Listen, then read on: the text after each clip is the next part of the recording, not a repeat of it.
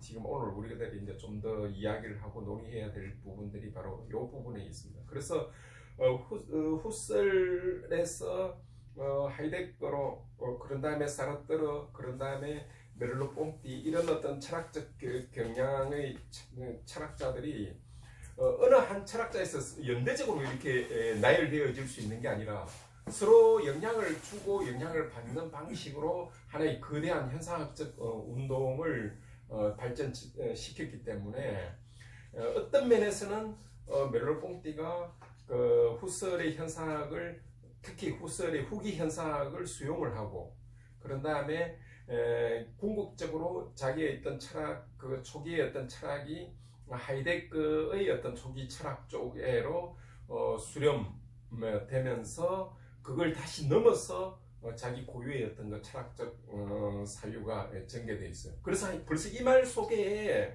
우리가 그 단선적으로 이렇게 딱딱 그 각 철학자를 정의시킬 수 있는 게 아니라 서로 영향을 주고 영향을 받으면서 서로 이렇게 사유의 어떤 전개가 이루어졌기 때문에 현상학적 운동 이런 면에서는 그 공통점을 가져도 그런 다음에 그 하나의 어떤 테두리에 묶을 수 있어도 그 각각의 어떤 또 특징은 또 나름대로 서로 영향을 주고 영향을 받는 방식으로 발전이 되었기 때문에 우리가 이 현상학을 이야기를 할 때 특정 부분에 한정되어서 이야기할 때는 그것이 특정 부분에서 전개되어 있는 사유방식이지 그것이 전무의 어떤 사유방식이 아니라는 것을 여러분들이 조금 주의를 하셨으면 좋겠습니다. 이제 그 후설의 어떤 그 현상학 자체에서 우리가 이제 문제시됐던 게, 특히 이제 현대 철학과 관련해서 문제되던 게 바로 이 환원 문제죠. 현상학적 환원. 그런데 메를로 뽕띠는 이 현상학적 환원 자체를 수용을 하지만 거기에 하나의 어떤 그 자기 고유의 어떤 사유 전개를 하고 있죠. 즉 현상학적 환원 자체가 그게 완결되는 형태로 이루어지지 않는다고 보고 있어요. 이 점이 이제 굉장히 중요한데, 왜 현상학적 환원이 하나의 어떤 그 행위 작용으로서 완결될 수 없는가는 바로 메를로 뽕띠가 그 환원 자체에서 즉 그때 이루어지는 어떤 그 본질 파악 자체가 결국은 그 일시적이고 또 부분적이라는 걸 강조를 합니다.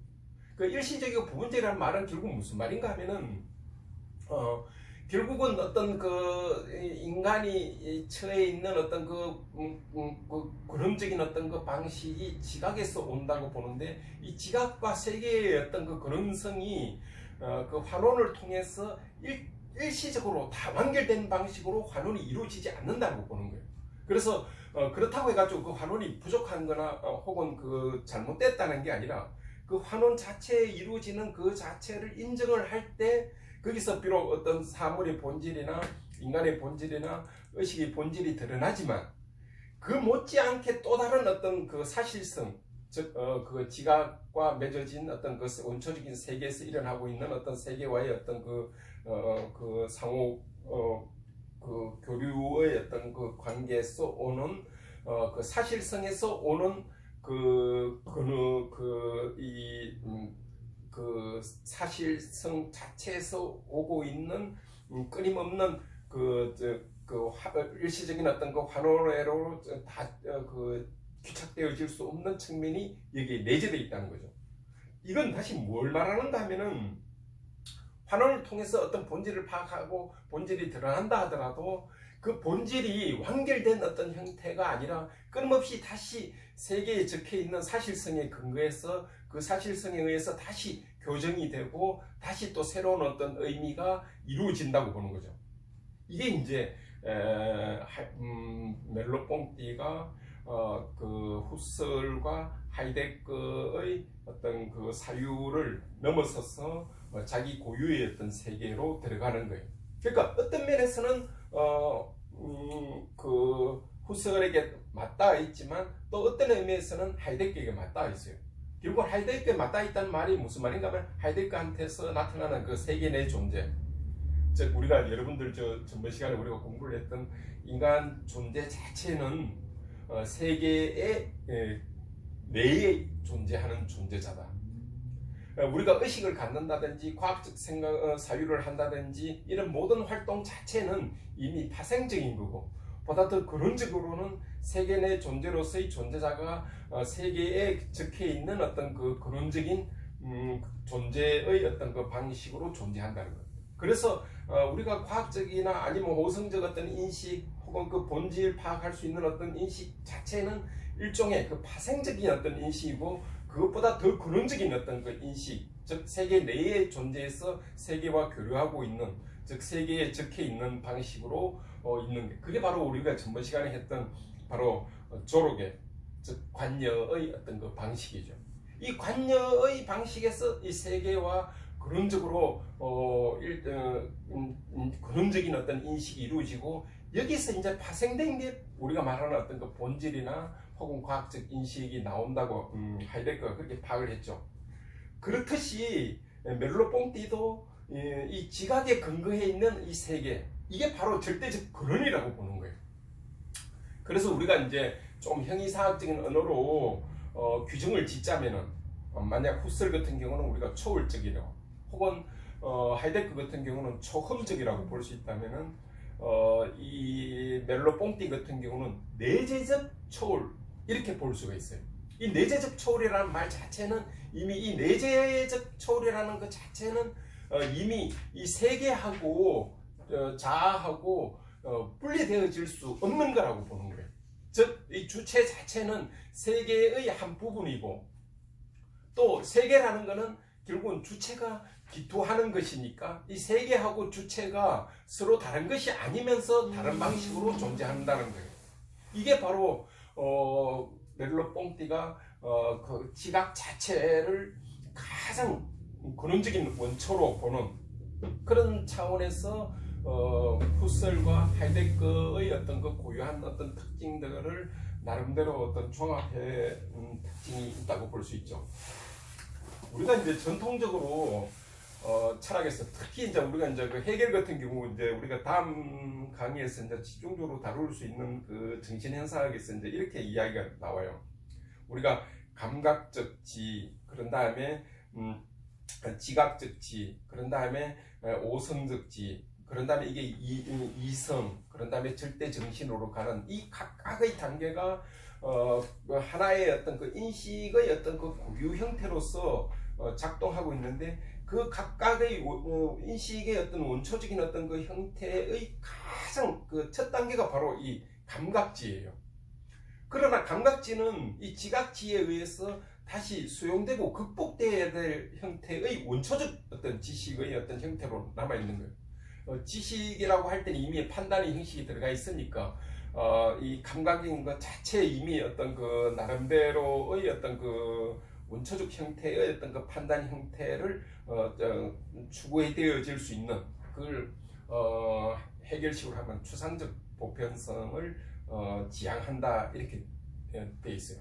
결국은 무슨 이야기인가 하면은 서양 철학의 어떤 그 가장 그 근대성을 완성을 한 해겔한테서 바로 그 데카르타의 흔적이 끝까지 남아 있는 거죠. 데카르타의 우리 의식 자체가 결국 뭡니까 이게? 감각지는 믿을 수가 없으니까 바로 이 오성지로 넘어가서 사물의 어떤 그 본질 규정을 규정하려고 하는 거죠. 이렇게 보면은 인간 인식의 어떤 여러 단계를 나누어 가지고 가장 원초적인 것을 인상의 어떤 형태로 두고, 그 인상에 의해 가지고 이것이 다시 이제 극복돼야 될 단계로 보는 거죠. 이렇게 함으로써 멜로뽕띠한테는 무슨 문제가 서양 철학에서 전개된 걸로 보는가 하면은, 가장 원초적인 세계와의 어떤 그 교류에서 절대적 그 지식의 근원이 오히려 오류적인 어떤 근거로서 혹은 극복되어야 될 어떤 그 지혜의 어떤 그 방식으로 나타났다고 보는 거죠. 이렇게 만약에 그 멜로뽕띠식으로 파악을 하게 되면은 인간에 대한 관점이 완전히 다르게 나타나죠. 왜냐하면은 이때까지 인간은 그 멜로뽕띠 이전에 즉 근대적 어떤 철학적인 단계에서의 어떤 그 인간은 어쨌거나 간에 오성 혹은 이성적 어떤 차원에서 인간을 파악을 한 거라면은, 이제 멜로뽕띠 같은 경우는 이 지각 자체가 근원적인 어떤 인식의 근원으로 자리 잡음으로써 인간에 대한 어떤 총체적 파악이 이전과는 다른 방식으로 나타나죠. 즉 인간 자체의 어떤 그 존재가 신체에 근거해 있는, 즉 신체적 공간성이 바로 진리의 어떤 그 공간의 성으로 나타나는 거죠. 여기에는 이제 물론 멜로뽕티가 그 이후 마지막 그 지각 현상이라는 책의 마지막에서 이제 마지막 부분 앞부분에서 그 시간론을 농구를 하면서 인간 존재 자체가 시간적 존재자이고 이 시간적 존재자라는 그 자체 속에 지향성을 두 가지로 구분해죠. 하나는 우리가 이제 작용적 지향성 그리고 기능적 지향성 이렇게 구분하는 거예요. 이 작용적 지향성이라는 것은 소위 말해서 우리가 이제 오성적 어떤 판단이나 과학적 판단이 이루어지는 일반적인 어떤 그 지향성에서 일어나는 거고, 이 지향적 지향성의 어떤 구조 이면에 바로 작동하고 있는 어떤 그 지향성, 그게 바로 기능적 지향성이라고 보는 거예요. 이게 이제 우리가 이때까지 그 후설의 시간론이나 아니면 하이데거에서 그 어떤 그 세계 내 존재의 어떤 그 구조로서 시간성의 어떤 그 구조를 이야기했던 것과 상당히 일맥상통한데, 그럼에도 불구하고 멜로뽕티가 그 이전과는 다른 차원은, 특히 그 하이데거의 세계 내 존재 개념을 받아들이면서 고유하게 발전을 시키면서 오히려 후설하고 맥을 같이 하는 것은 바로 이 세계 내의 존재적 시간성의 어떤 이 근원적인 어떤 그 구조를 기능적 지향성으로 보고, 그 기능적 지향성 자체가 결국은 후설을 넘어서는 그 의식의 어떤 그 근원적인 어떤 그 구조 방식으로 작동하고 있는다고 보는 거죠. 이게 이제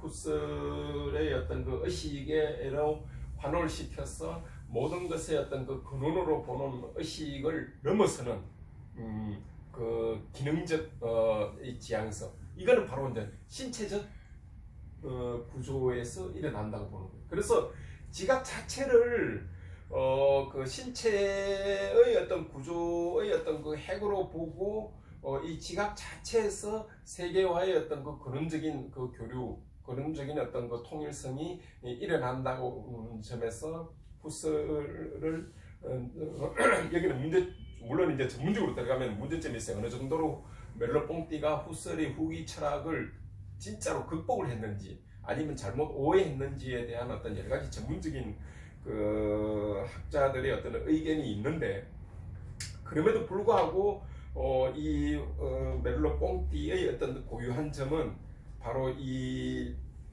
내재적 어떤 초월의 어떤 방식으로 기능적 지향성을 명료화하면서 그것을 자기 철학의 주제로 삼았고, 그것의 어떤 그 근거가 바로 이 지각으로 이루어지는 이 신체에서 특징을 잡았다는 것.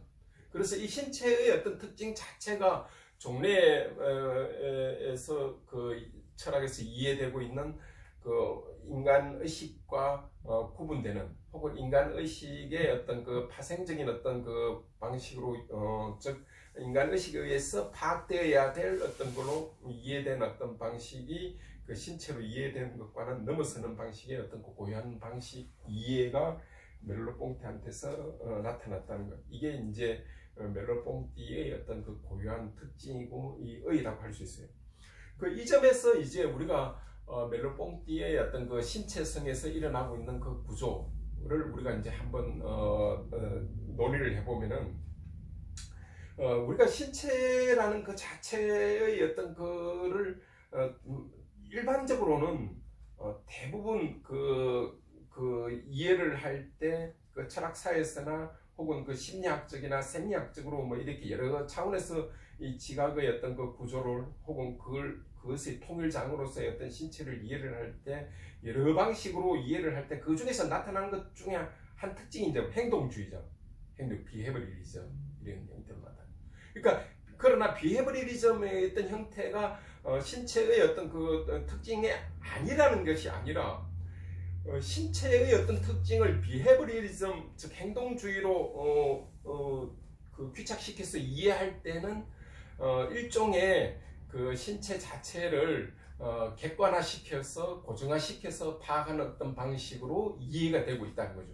바로 이 비헤브리즘의 어떤 그 근원적인 그 파악 방식의 그 이면에는 뭐가 깔린가 하면은 일종의 인간 신체에 대한 어떤 그 기계론적 파악이 깔려 있는 거죠. 혹은 물리학적, 혹은 생리학적 깔려 있는 거죠. 즉 인과관계에 의해서 인간의 어떤 현상을 신체의 현상을 파악하는, 그때 인과관계라는 게 어떤 한 행위에 나타난 그 결과 자체가 하나의 어떤 원인에 의해서, 즉 그 하나의 원인이 고정화된 어떤 원인에 의해서 나타나는 방식으로 이루어져 있다고 보는 거죠.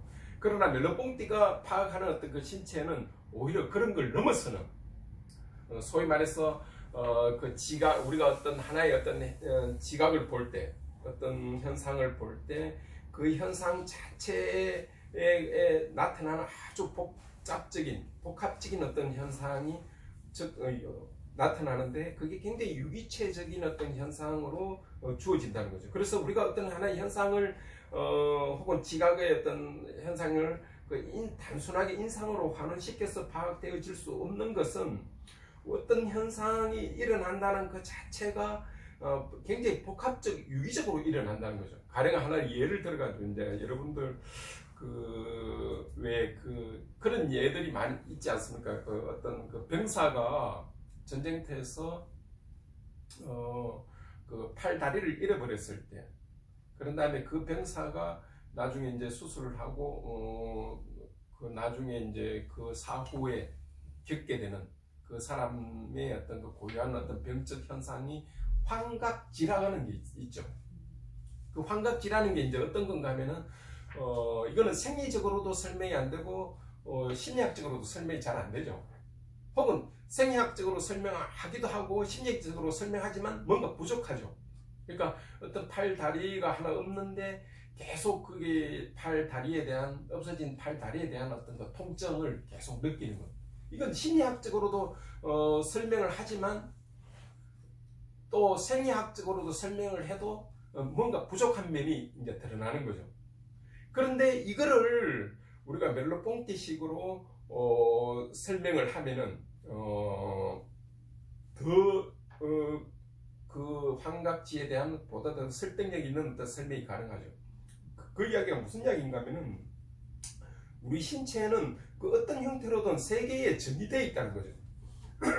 사람들은 멜로뽕띠한테 굉장히 중요한 게 무슨 그건가 하면은 에테로몽드라고, 이게 무슨 이야기인가 하면 한국말로 하면 이게 세계에로의 존재라는 말이에요. 조금 더 그 하이데거식으로 이야기하면은 세계 내 존재라고 그랬죠. 좀 하이데거식으로 이제 조금 우리가 비유식으로 이야기하면은, 우리가 이때까지 하이데거를 공부를 할 때 계속 그 주체적 어떤 의식적 자아 이면에 뭔가 근원적으로 세계와의 교류하는 게 바로 인간 존재가 세계 내 존재이기 때문에 그렇다라고 이야기를 했죠. 이게 이제 멜로뽕띠식으로는 그 세계에로의 어떤 존재예요. 그러니까 우리가 의식이나 뭐 신체를 이렇게 생리학적으로 심리학적으로 설명을 딱 한다는 것 자체는 이미 신체가 세계에로의 존재에 정의되어 있는데, 그 방식을 오히려 이렇게 고착화시켜서 혹은 오성적으로 파악을 해서 그렇게 이제 설명을 하는 거죠. 그런데 신체는 근원적으로 세계에로의 존재예요. 또 아까 우리가 설명한 대로 이야기를 하면은 주체라는 거는 세계에로의 어떤 기투이지만, 세계 자체라는 거는 또 다른 말로 하면은 주체는 세계 한 부분이고, 또 세계라는 건 주체의 어떤 그 기투이기 때문에 세계하고 주체가 분리되어질 수 있는 게 아니라는 거예요. 이미 분리되어 있다는 그 자체는 이미 뭔가 하면은 이미 오성적 파악으로 어떤 한정화시킨 방식으로 주체를 파악하려는 거죠.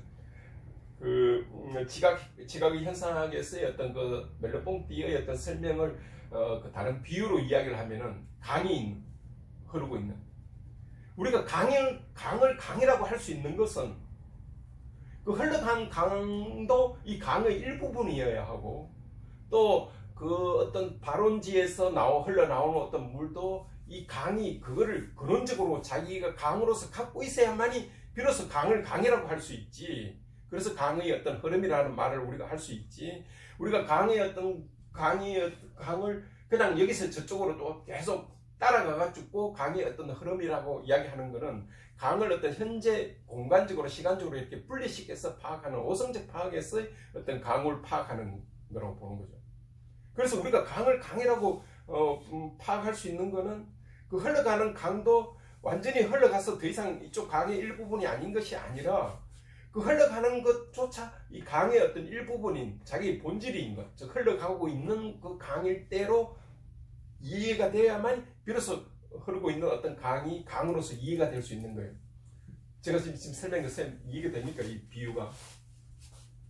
그러니까 그렇듯이 우리가 신체라는 것은 이 세계의 존재의 방식으로 존재하기 때문에, 그러니까는 내가 어떤 걸 딱 본다는 그 자체는 이미 여기에 어떤 그 배경적인 어떤 것이 같이 이 컵에 같이 지금 관여하고 있는 어떤 방식으로 이 컵과 배경적인 어떤 여러 가지 지평들이 같이 관여되어 있는 어떤 방식으로 존재하고 있는. 그래서 이게 컵이 만약에 내가 이 종이로 가렸다고 해가지고 이렇게 가려가지고 이 컵이 어떤 본질이 지금 드러나지 않는다 하더라도, 혹은 이렇게 보면은 컵일 것 같기도 하고 아닌 것 같기도 하는 것도 사실은 그론적으로는 이 모든 것 주변의 어떤 지평이 이것을 컵을 컵이로 만들게끔 주변은 물러나주고 혹은 은폐도 같이 해주면서 이 컵을 컵으로서 나타나게끔 한다는 거예요. 그러니까 어떤 사물이 나타난다는 그 자체는, 혹은 어떤 사물이 잘 안 보인다는 그 자체도 이미 그 사물과 그 지평과의 어떤 그 교우 속에 있는 방식으로 뭔가를 계속 관여되어 있는 방식으로 우리한테 지금 주어지고 있는다는 거예요. 신체가 그렇다는 거예요. 신체의 어떤 그 근원적인 어떤 그 존재 방식 자체가. 그래서 우리가 지각이라는 것을 전통적 어떤 방식으로 제일 앞에 원초적인 어떤 그 의식의 인간 방식으로 이렇게 있는 게 아니라, 극복돼야 될 오류가 있는 게 아니라, 그러면은 우리가 이제 질문할 수 있죠. 그러면은 우리가 지각을 파악하고 이럴 때 오류가 생기는데, 그럼 그 오류는 뭐냐? 그 오류 자체가 오류로서만 머물러 있는 게 아니라, 우리가 어떤 사물을 보고 그 사물을 명료하게 더 볼 수 있거나 혹은 흐릿하게 보는 어떤 그것 자체가, 혹은 뭐로 파악했는 그 자체가 이미 세계하고 어떤 한 특정한 존재자와의 어떤 끊임없이 속에서 드러나고 감추어지는 관계 속에 있는 그 자체가 계속 앰비귀티, 애매성의 어떤 형태로 계속 지배 형태로 나타난다는 거예요. 그러니까 우리가 보통 이제 애매성이라고 이야기할 때는, 제가 이제 잘 이해를 못해가 멜로뽕티를 잘 이해를 못해가 여러분들한테 지금 설명을 할 때 버벅대다가 막 이렇게 설명할 때 우리가 이제 보통 애매하다, 잘 이해가 안 된다, 아니면 1 플러스 1은 2 이렇게 딱 명료하지가 않게 1 플러스 1 해놓고는 뭔가 명료한 답을 안 줄 때 우리가 보통 앰비귀티 이렇게 이해하지만은, 여기서 지금 작동하고 있는 이 애매성이라는 것은 이 세계하고 근원적인 어떤 그 존재 방식으로 작동하는 애매성이라는 건 그런 의미가 아니라, 끊임없이 어떤 걸 본질이라는 걸 환호를 통해서 파악을 해도 다시 그 본질은 이 흘러가는 세계 속에서 또 다른 방식으로 파악되어야 될 가능성들이 있고, 또 그런 것들이 바로 이 사실성이 곧바로 어떤 그 하나의 어떤 본질에 대한 그의 어떤 그 근원적인 것을 고착화시켜 주는 게 아니라 계속 다른 가능성들을 제시를 하는데, 그 다른 가능성들이 바로 우리가 이 세계 자체에서 온다는 거예요. 그래서 그런적으로 보면은 우리가 어떤 사물을 딱 한 순간에 본질을 파악해가지고 딱 하는 방식으로 있지만, 그렇게 되면은 세계 자체를 어떤 식으로 보는가 하면은 마치 내가 전지적인 어떤 오성적 어떤 능력에 의해 가지고 그 사물에 대해서 전지적으로 파악을 했는 방식으로 세계하고 내하고 관련을, 그 세계의 대상을 관련을 맺는다는 거죠. 그러나 그렇게 맺어지는 방식으로 이 세계가 있는 건 아닌 거죠. 각자 여러분들 나름대로는 각자의 역사성이 있을 거고, 또 우리는 우리 공간대로의 어떤 여기 나름대로의 어떤 그 부분성, 우연성, 나름대로의 어떤 그런 역사성을 가지고 내재되어 있는 것이기 때문에 늘 그 애매성의 어떤 형태를 통해서 다시 그 파악된 본질은 다시 또 다른 흘러가고 있는 어떤 의식 혹은 우리 자신이 계속 그 유기적인 어떤 관계를 맺고 있는 세계의 어떤 사실성에 의해서 다시 다른 의미가 부여되어질 수 있는 어떤 그 가능성으로 주어진다는 거예요. 이게 바로 무엇에 근거하고 있는가? 이런 그 근원적으로 세계와의 어떤 애매성 그 자체의 거는 바로 인간이 근원적으로는 오성으로서 어떤 본질을 딱 파악할 수 있는, 즉 전제적 관점에서 파악되어질 수 있는 어떤 존재자로서 우리의 오성으로만 있는 게 아니라 더 그 근원적으로의 어떤 그 존재 방식인 그 신체를 통한 어떤 그 장의 형태로 우리가 세계하고 관계를 맺는 방식으로 주어지기 때문에 우리가 단방에 딱 어떤 걸 본질의 어떤 형태로 파악할 수 있는 것은 인간의 어떤 존재 방식을 굉장히 이렇게 단편화시키고 기계화시켜서 파악한 방식에서 오는 거라고 볼 수 있어요. 그래서 이런 어떤 그 인간 존재의 어떤 그 근원적인 어떤 세계와의 어떤 그 관계 자체는 곧바로 이런 그 세계 내의 존재라는 하이데거식의 어떤 그 개념을 그 멜로뽕띠식으로 흡수를 해가지고 발전시킨 바로 그 세계 에로의 어떤 그 존재에서 오는 근원적인 어떤 그 세계의 어떤 그 파악 방식이 바로 거기서 귀결되는 것들이 바로 그 애매성의 어떤 형태로 나타난다. 그러나 이런 애매성은 그냥 그 의미의 어떤 풍요성 혹은 사실과 본질의 어떤 그 끊임없는 어떤 그 교우의 어떤 그 관계에서 오는 변정법적인 어떤 그런 생동적 관계에서 오는 굉장히 유의미한 관계다. 이런 의미에서 우리가 이제 예술 작품이나 이런 걸 파악할 때 왜 예술 작품은 끊임없이 다이성을 또 시대의 어떤 흐름에 따라 유의미한 의미가 다른 형태로 계속 주어지는가는 바로 근원적으로 우리 인간이 예술 작품이나 자연의 대가에서 갖고 있는 어떤 근원적인 어떤 그 존재 방식에서 유래를 한다라고 이제 이렇게 설명이 되어질 수가 있죠. 그래서 이런 상대성은 소위 말해서 그 기계론적 상대성과는 다른 방식입니다. 그러니까 거기에는 어떤 그 진리 자체를 여기는 어떤 그 상호 교류적인 게 들어가고 여기는 상호 주체성적인 것들이 이 세계에 녹아져 있기 때문에 이 상호 주체성이라는 말은 즉 후설식을 하면 상호 주관성이라는 말 혹은 이 메르뽕티식으로는 이런 상호 주체성적인 어떤 것들이 바로 이 세계에 내재되어 있기 때문에 그런 어떤 유화론적인 어떤 그 차원과는 다른 방식으로 이루어진다.